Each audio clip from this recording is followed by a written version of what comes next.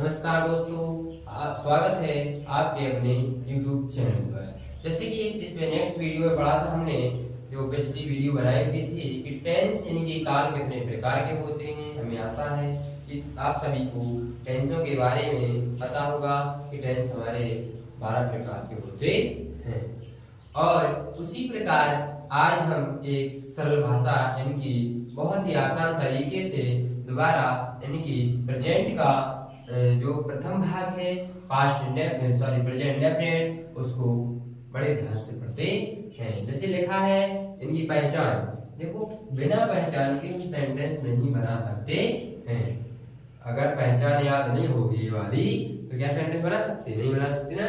तो क्या कहेंगे कि हिंदी वाक्यों के अंत में ता है, ती है, ते है, ते हो आदि शब्द आते हैं। जब तुम प्रेजेंट इंडेफिनिट का अफर्मेटिव सेंटेंस देखोगे या नेगेटिव भी देखोगे, ये प्रेजेंट इंडेफिनिट को देखोगे तो क्या आएगा? ता है, ती है, ते है हिंदी वाक्यों में।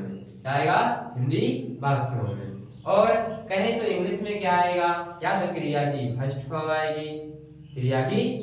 आएगी, वो कर्ता कौन सा होगा? बहुवचन होगा, तो भी हमारा प्रेजेंट इंडेफिनिट कहलाएगा। या फिर उनके साथ यस या यस लगा होगा क्रिया की फर्स्ट फॉर्म में, तो भी हमारा प्रेजेंट इंडेफिनिट कहलाएगा।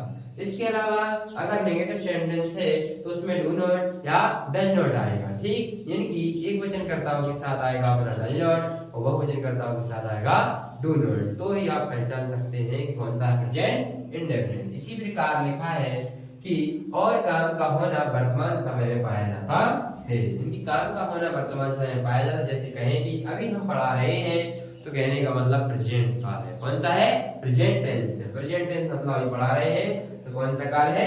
प्रेजेंट, उनकी वर्तमान काल। ठीक, इसी प्रकार इसका फर्स्ट पार्ट बनता है अफर्मेटिव सेंटेंस। क्या होता है? अफर्मेटिव सेंटेंस है क्या है कि इसमें किसी प्रकार का ना तो क्वेश्चन किया जाएगा और ना नकारात्मक यानी कि ना ही नेगेटिव सेंटेंस कोई बोला जाएगा। अफर्मेटिव का मतलब है, उसका नियम बनता है, इनकी रूल है कि ही, सी, इट या सिंगुलर वचन या एक वचन कर्ताओं के साथ क्रिया की फर्स्ट, इनकी वर्ब की फर्स्ट फॉर्म में एस या यस लगा देते हैं। क्या लगा देते हैं? एस या यस लगा देते हैं। और उसी प्रकार एक और रूल, दूसरा रूल जो है इसका सेकंड रूल कहेंगे, आई, वी, यू, दे तथा बहुवचन कर्ताओं के साथ क्रिया की फर्स्ट फॉर्म में एस या यस नहीं लगाते हैं। क्या लगाते हैं? एस या यस नहीं लगाते हैं। जैसे लिखा है सेंटेंस, इनकी एग्जांपल्स है जो, तो लिखा है ही गोज टू आगरा, यानी कि सेंटेंस अफर्मेटिव है और कैसा है? एक वचन है। क्यों? क्योंकि एस या यस लगा है, इनकी यस लगा है। क्या कहेंगे कि वह आगरा जाता है। अब इसी के बाद दूसरा सेंटेंस है बहुवचन कर्ताओं के साथ। क्या लिखा है? आई गो टू आगरा, यानी कि आई गो टू आगरा का मतलब है कि मैं आगरा जाता हूँ। कहाँ जाता हूँ? मैं आगरा जाता हूँ। इसी प्रकार नेगेटिव सेंटेंस लिखा हुआ है। दूसरा पार्ट जो है अफर्मेटिव के बाद नेगेटिव आता है, और नेगेटिव में लिखा है कि ही, सी, इट तथा एक वचन कर्ताओं के साथ डज नॉट, क्या लगाएंगे? डज नॉट, और बहुवचन कर्ताओं के साथ क्या लगाएंगे? Do not. क्या लगाएंगे जी? जो डज नॉट लिखा है, जो डू नॉट लगा है। और जब नेगेटिव सेंटेंस आ जाए या सिंगल इंट्रोगेटिव आ जाए या डबल इंट्रोगेटिव आ जाए, क्रिया की फर्स्ट फॉर्म लगाते हैं, उसमें बल्कि ऐसे यस नहीं लगाएंगे। तो लिखा है कि he does not go to Agra, कहने का मतलब है कि वह आगरा नहीं जाता है। वह आगरा नहीं जाता है। क्यों? क्योंकि ही एक बहुवचन एक वचन करता है। अब देखो बहुवचन करता सेकंड जो है, सेकंड लिखा है I do not go to Agra, यानी कि बहुवचन करता है। क्या है? बहुवचन करता है। इसी प्रकार हम सिंगल इंट्रोगेटिव और डबल इंट्रोगेटिव के दो एग्जांपल्स लिखते हैं।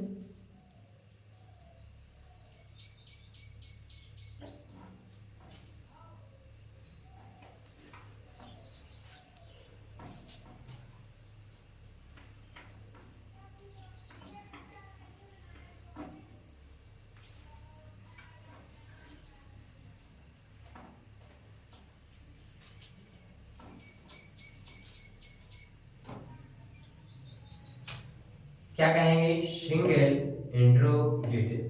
मतलब आगे क्या आएगा इसमें, क्या आएगा, जैसे क्या कहेंगे कि क्या वह आगरा जाता है, यानी कि क्या वह आगरा जाता है, क्वेश्चन मार्क। अगर क्वेश्चन मार्क सेंटेंस में नहीं है तो अपना सिंगल इंट्रोगेटिव मीनिंग की प्रश्नवाचक वाक्य नहीं है। क्या बनाएंगे इसमें, सबसे पहले अब आगे यदि प्रश्नवाचक शब्द आ जाए तो सबसे पहले हमारी क्या बनती है, सहायक क्रिया। तो सहायक क्रिया क्या लगेगी, ही के साथ क्या लगेगी, डज, DOES, डज, क्या लगेगा, डज। इसके बाद तुरंत ही यानी कि करता। इसके बाद क्या लगेगी हमारी क्रिया, क्रिया क्या है, जाना, यानी कि गो। और फिर क्या लगेगा, टू, जब कहीं से कहीं जगह परिवर्तन हो तो क्या लगेगा हमारा, टू। और फिर क्या लगेगा, आगरा। अब देखो आगरा एक सिटी है, तो कहने का मतलब है कैपिटल ए होना चाहिए और बाद में हमारा क्वेश्चन मार्क जरूर ही होना चाहिए। फिर इसी प्रकार हम एक बहुवचन में बनाते हैं, यानी कि क्या कहेंगे कि मैं आगरा जाता, सॉरी क्या मैं आगरा जाता हूँ, तो क्या बनेगा, तो do I go to Agra और क्वेश्चन मार्क।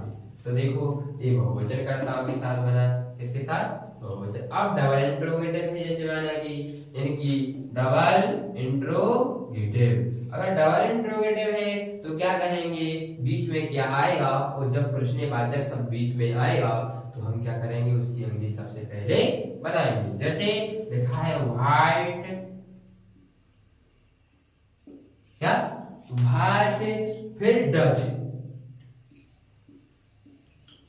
फिर ही, फिर गो टू आगरा, क्या कहेंगे, go to Agra, question mark. कहने का मतलब है कि क्या नहीं, वह आगरा क्यों जाता है, वह आगरा क्यों जाता है, तो क्या बनेगा, what does he go to Agra. इसी प्रकार हम बहुवचन में बनाते हैं, तो क्या बनेगा कि व्हाट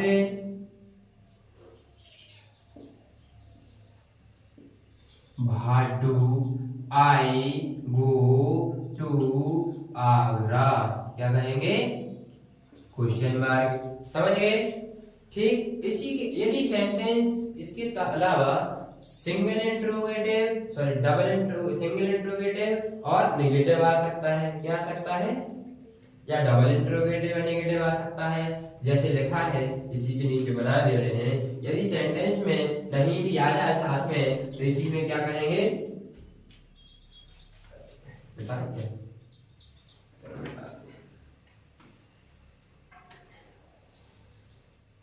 तो पहले समझ लें। यदि जैसे लिखा है कि वह आगरा क्यों जाता है, इसी प्रकार दूसरा सेंटेंस बन जाए कि वह आगरा क्यों नहीं जाता है, वह आगरा क्यों नहीं जाता है, तो क्या बनाएंगे कि व्हाट,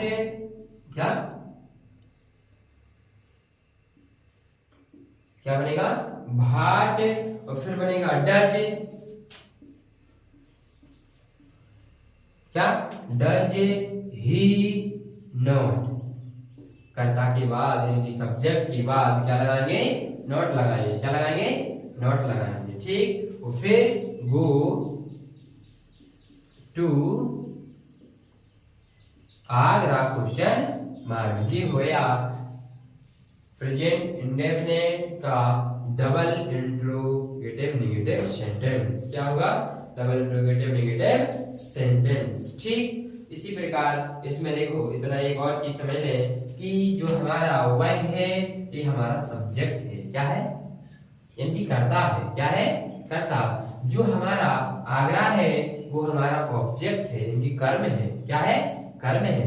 और जो हमारा जाता है यानी कि वह हमारी वर्ब यानी क्रिया है, क्या है, क्रिया है। और इंग्लिश में जो हमने लिख रखा है ये हमारी सहायक क्रिया है, ठीक। Thank you. इसी के साथ आज जो हमने इसको बड़ी आसान तरीके से समझा, मुझे आशा है कि आपको यह वीडियो समझ में आई होगी।